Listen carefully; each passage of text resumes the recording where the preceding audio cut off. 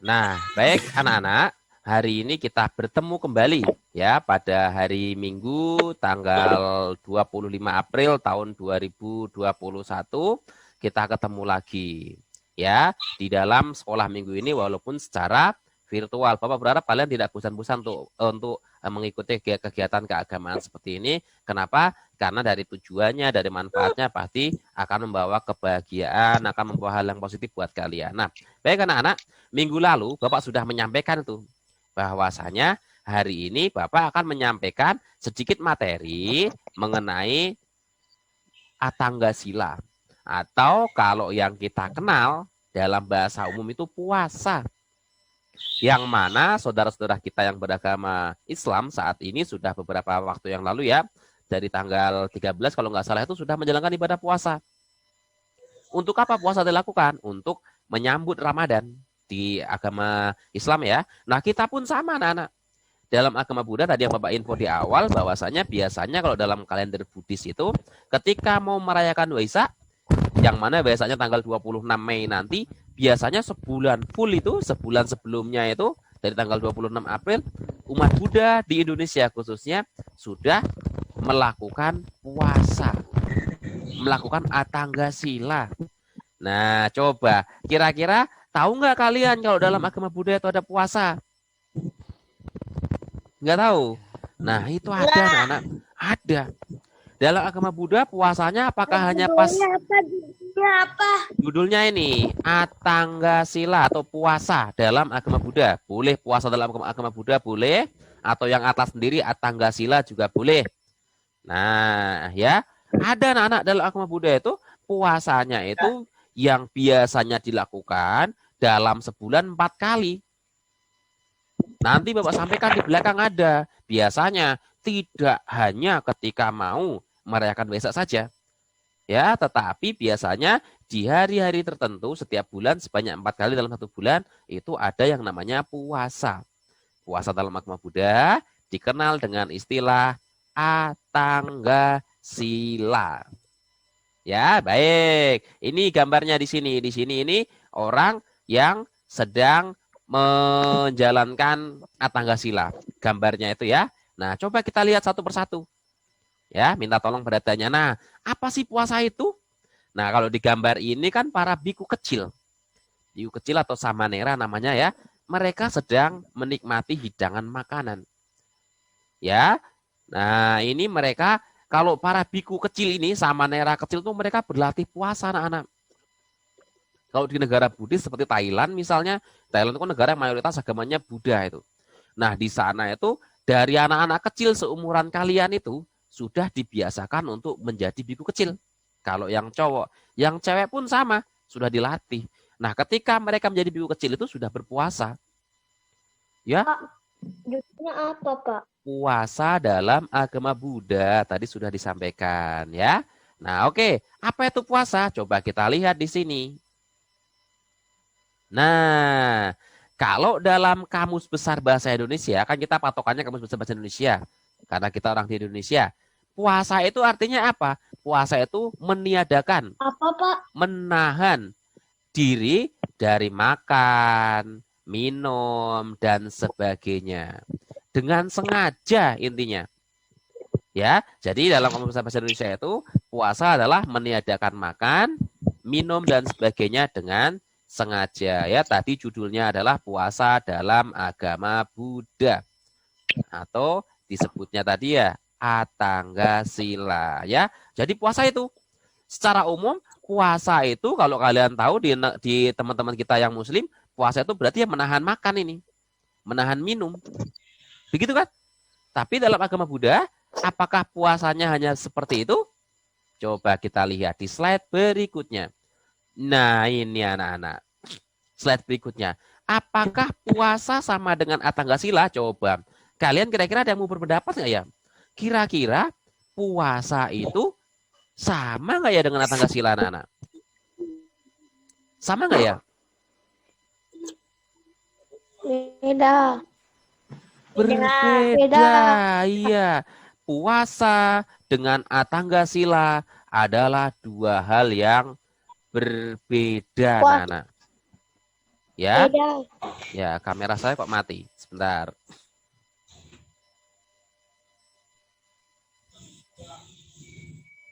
Ya, berbeda ya puasa sama Atanggasila itu.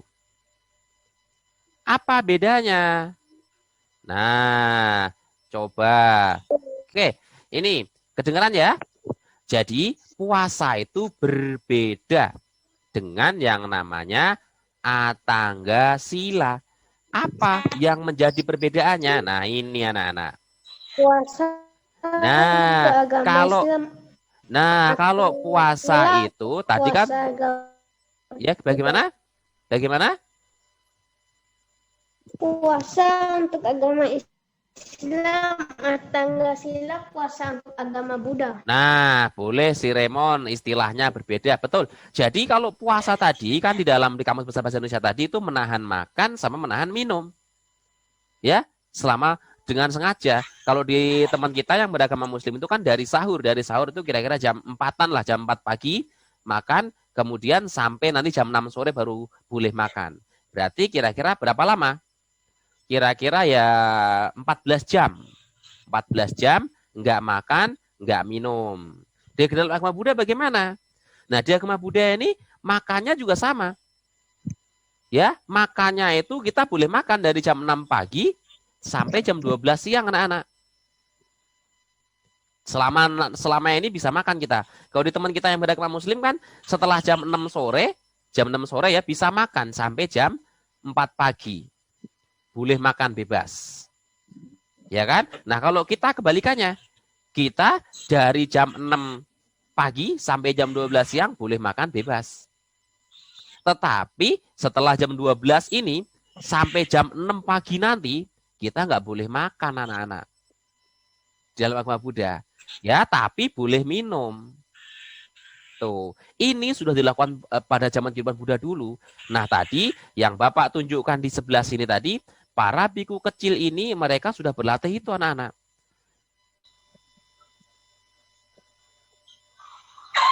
Ya, tadi suara saya terpental ya, keluar ya. Sebentar, tadi saya keluar terpental. Ya, oke, kita lanjutkan lagi. Ya, kedengeran? Kedengeran tidak? Kedengeran ya? Kedengeran Lukman? Ya, Pak.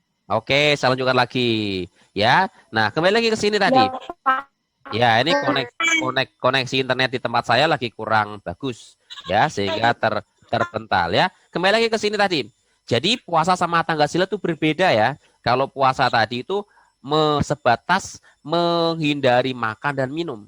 Tapi dalam agama Buddha tidak hanya itu anak-anak, ada 8 hal yang dilakukan saat Atanggasila.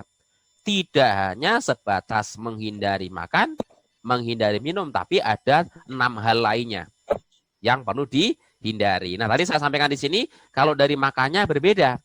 Ya, berbeda antara puasa di tradisi agama Islam dengan di agama Buddha sendiri. Tidak apa-apa, pasti punya tujuan masing-masing. Tujuannya lain-lain ya, tapi yang pasti adalah untuk kesehatan juga selalu ada. Ya, yang sering berpuasa ya pasti bisa badannya jauh lebih fit, lebih sehat dari kesehatannya dan juga banyak manfaat-manfaat yang lainnya. Jadi, puasa itu berbeda dengan Atanggasila. Perbedaannya adalah kalau puasa itu menghindari makan, menghindari minum, tapi kalau Atanggasila menghindari 8 hal. Nanti kita bahas 8 hal itu apa saja Pak? Ada nanti di belakang. Ya, baik saya teruskan ya slide-nya. Nah, pertanyaan berikutnya, kapan sih Pak umat Buddha menjalankan Atanggasila? Ingat tadi Atanggasila itu sama dengan puasa. Kapan umat Buddha menjalankan puasa itu anak-anak?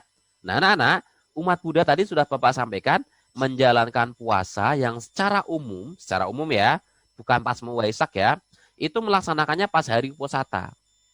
Hari Uposatha itu adalah anak-anak hari di mana terjadi bulan gelap dan bulan terang. Dalam satu bulan itu ada 4 hari Uposatha. Tanggal 1, tanggal 8, 15, dan 22. Ya, jadi Pada 4 hari ini, 4 tanggal ini itu terjadi bulan gelap, bulan terang. Nah, biasanya dari zaman Sang Buddha dulu, anak-anak, seluruh murid-murid Sang Buddha, termasuk Buddha sendiri itu, beliau melakukan yang namanya puasa. Melakukan atangga sila. Ya, kita menyebutnya lebih gampang puasa di Indonesia. Tapi ketika zaman Buddha dulu, disebutnya itu adalah atangga sila. Ya, jadi kita melakukannya itu adalah ketika tanggal 1, 8, 15, 22 pada zaman dahulu. Nah, zaman sekarang anak-anak di Indonesia khususnya ini juga dilaksanakan puasa dari 1 bulan sebelum merayakan Waisak. Nah, biasanya umat Buddha di seluruh Indonesia, khususnya di kampung-kampung, kalau di kampung Bapak itu anak-anak, umat Buddha di sana sudah menjalankan puasa mulai besok pagi. Mereka pagi hari besok jam 6 sampai jam 12 masih boleh makan. Boleh makan, makan berat ya, makan nasi, makan singkong, pisang, dan sebagainya. Setelah lewat jam 12 siang, mereka sudah nggak makan lagi anak-anak. Mereka ketemu nasi lagi nanti jam 6 pagi. Nah, Bapak juga sering mempraktekkan anak-anak. Dulu kalau zaman dulu saya sekolah, ketika mau ujian tuh sering praktek begitu dengan harapan semoga nanti ujiannya lancar dan dapat nilai yang bagus, begitu dulu. Nah, sekarang pun sama. Ketika Bapak sudah besar, sudah berumah tangga pun sering mempraktekkan. Tapi kalau Bapak sendiri memang belum bisa sampai 30 hari. Kalau orang tua Bapak di kampung itu bisa. Mereka sambil bekerja di sawah, masih bisa berpuasa itu, hebat sekali. Kalau Bapak paling dulu 2 minggu, 10 hari itu selalu ngambil mengikuti. Ya, nah coba kalian nanti praktekkan. Ya, pasti ada manfaatnya besar sekali. Nanti kita bicara di belakang ada manfaatnya. Nah, baik. Berikutnya anak-anak. Nah, apa saja yang dilakukan saat bertangga sila? Nah, tadi yang Bapak sampaikan anak-anak. Kalau berpuasa, identiknya itu hanya menahan makan, menahan minum. Betul? Di agama teman kita, di saudara kita yang beragama muslim, begitu, berpuasa. Sebenarnya juga ada pantangan-pantangan yang lain, tapi yang paling identik adalah menahan diri supaya tidak makan. Dari jam 4 pagi ketika sahur sampai nanti berbuka di maghrib. Nah, tapi di agama Buddha, apa yang kita lakukan, Pak, selama kita menjalankan atangga sila? Nah, yang pertama anak-anak ini, Pancasila Budi. Jadi ketika kita berpuasa, kita menjalankan atangga sila itu anak-anak, kita nggak boleh yang namanya membunuh. Membunuh apapun. Makhluk hidup dengan sengaja tentunya. Kalau nggak sengaja bagaimana? Ya itu nggak ada niat untuk membunuh. Ya tidak masalah. Tanpa sengaja membunuh. Ya kan? Misalnya kalian lagi mencuci piring habis makan kalian. Ternyata di piringnya itu ada yang namanya semutnya. Kecuci, mati. Kan nggak ada kesengajaan. Nah itu jadi yang pertama, ketika atangga sila adalah kita tidak membunuh. Yang kedua, ketika melaksanakan atangga sila, kita tidak melakukan pencurian. Pencurian apapun itu. Pencurian makanan, pencurian misalnya mengambil HP orang tuanya, temannya. Walaupun nggak diambil untuk dimiliki, tidak.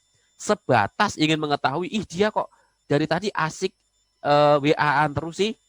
Sama siapa sih ya? Pas dia lagi pergi kemana, kamu ambil untuk melihat chatnya, ya nggak boleh. Itu juga termasuk dalam pencurian. Jadi selama tangga sila kita nggak boleh membunuh, nggak boleh mencuri. Nggak boleh yang namanya perbuatan asusila. Saya yakin kalau siswa dian bangsa ini nggak ada yang melakukan perbuatan asusila. Ya, perbuatan asusila. Nah, zaman sekarang perbuatan asusila itu tidak hanya melalui fisik saja. Yang sudah gede, yang anak-anak SMP, SMA, mohon maaf, misalnya melihat gambar-gambar yang tidak pantas. Melihat video-video yang belum waktunya dilihat. Ya kan? Nah, itu juga sudah melanggar yang namanya perbuatan asusila.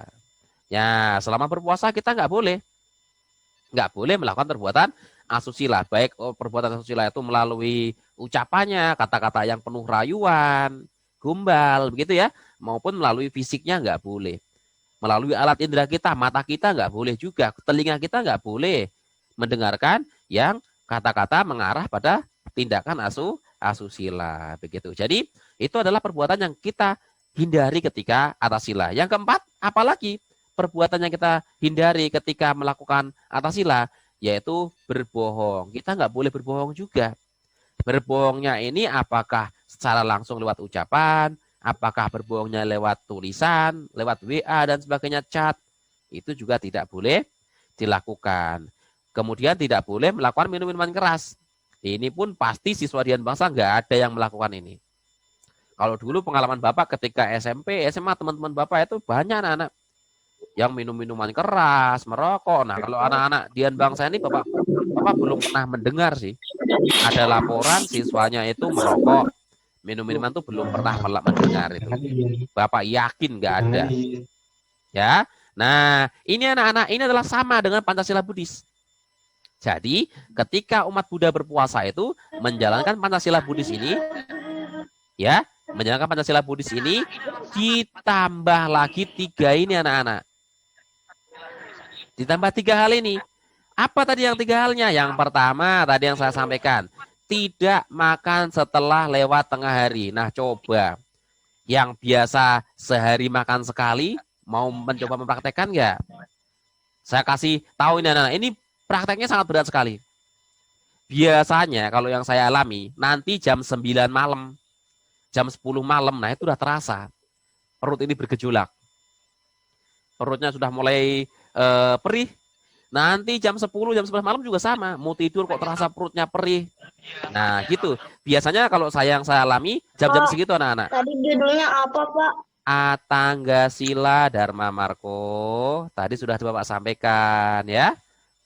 Nah ya, jadi ini tidak makan setelah lewat tengah hari. Coba kalian praktekkan. Kalau yang sudah bisa ya, yang anak-anak kecil belum waktunya ya belum bisa. Tapi kalau mencoba boleh. Ya, tidak makan setelah lewat tengah hari. Dari jam 12 siang sampai jam 6 pagi baru boleh makan. Nanti kalau pengalaman Bapak yang saya alami, itu ketika jam 8 malam, jam 7 malam itu sudah mulai agak perih-perih. Tapi ketika ditahan bisa. Boleh minum sih. Makan nggak boleh, minum boleh. Yang penting minumnya itu bukan minum energen, minum susu ya tidak, minum teh manis boleh, minum madu juga masih boleh, minum jus boleh, tapi jusnya itu tidak boleh menggunakan buah yang melebihi kepalan tangan kamu. Ya, buah apa yang mau ngejus buah mangga boleh, tapi buah mangganya itu tidak boleh lebih dari kepalan tangan kamu. Begitu ya. Jadi ini masih boleh minum. Masih boleh minum. Coba, pasti yang ini yang badannya mohon maaf agak besar, kalau mau melakukan ini bisa lebih kecil lagi. Tradisi ini yang keenam ini anak-anak, ini sudah dipakai para dokter untuk diet. Ya, jadi para dokter itu sudah menganjurkan diet dengan cara itu. Nah, kalau Bapak ini belum mempraktekkan ini dengan teratur, ya, belum dengan teratur belum.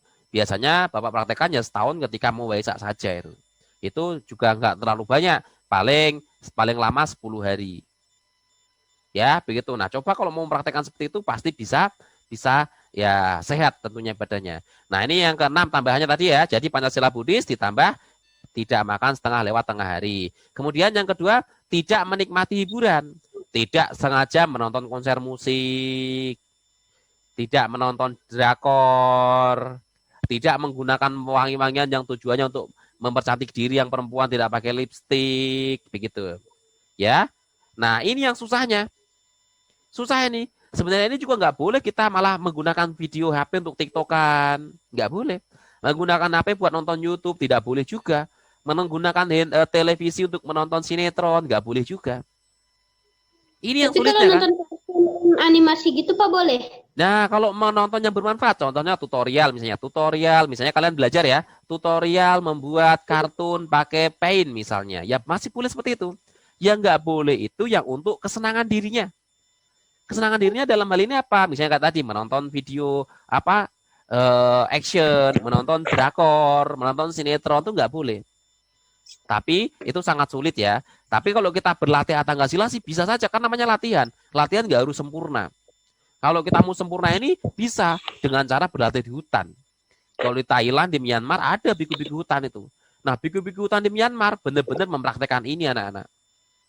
Mereka nggak ada yang namanya handphone, nggak pakai. Nggak ada namanya televisi, nggak ada. Ya, sehingga mereka benar-benar bisa menghindari ini. Tapi kalau kita berlatih nggak apa-apa. Seenggaknya kalau kita nggak bisa menghindari ini, kita bisa menghindari 1 sampai 6 bagus sudah.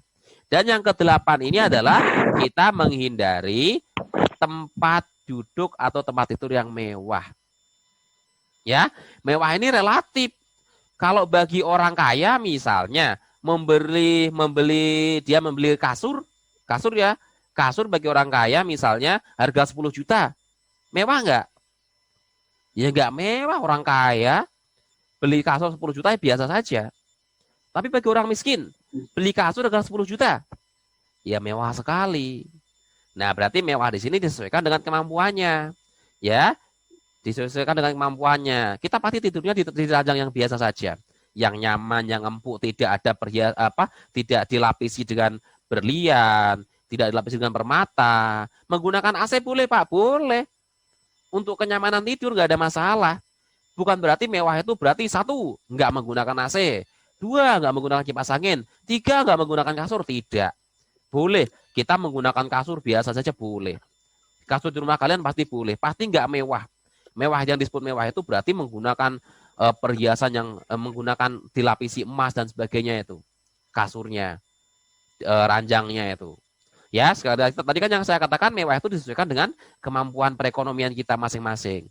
Bagi yang tadi saya sampaikan, kalau orang miskin membeli kasur dengan harga 10 juta ya pasti mewah sekali itu. Tapi kalau bagi orang yang kaya membeli kasur 10 juta, ya nggak ada artinya. Itu bukan kasur yang mewah. Kasur yang biasa saja, begitu pula tempat duduknya. Begitu ya. Nah, sekali lagi tadi anak-anak, ketika kita menjalankan Atangga Sila Buddhis ini, kalau bisa memang sempurna, dilaksanakan 1 sampai 8 ini. Nah, tapi kita sedang berlatih, tidak harus semuanya. Kita menjalankan 1, 2, 3, 4, 5 sudah sangat bagus. Tambah lagi itu 6, 8 sangat bagus. Ini yang agak sulit. Karena di zaman digital sekarang, kita nggak bisa lepas. Kita mungkin bisa nggak mau nonton TV. Kita mungkin bisa nggak mau main HP. Tapi kan di rumah kita ada TV, ada handphone. Adik kita, kakak kita, orang tua kita menggunakan. Jadi secara nggak langsung kita pasti kita dengar. Pasti kita bersentuhan juga. Ada konsol. Nah, itu. Tapi paling enggak, kalau ini nggak bisa kita lakukan yang nomor 7, tapi kita sudah menjalankan yang 7-nya ini. Sudah sangat bagus sekali. Nah, coba praktekkan anak-anak. Yang sulitnya itu, pasti kalau menurut pengalaman pribadi Bapak yang ini. Ini sulit pertama, ini sulit yang keduanya. Nah, itu tantangan yang keduanya. Tapi manfaatnya sangat besar. Nanti Bapak di akhir akan memberikan cerita.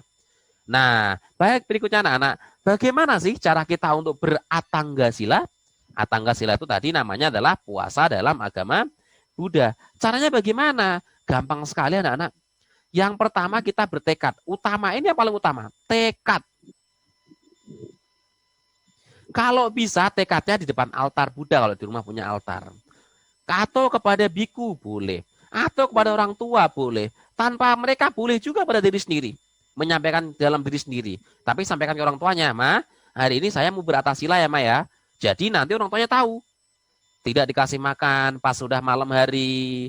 Kalau ada apa-apa orang tuanya sudah siaga. Ya kan? Jadi ini pertama yang diperlukan itu sangat ini. Bertekad. Kita harus bertekad.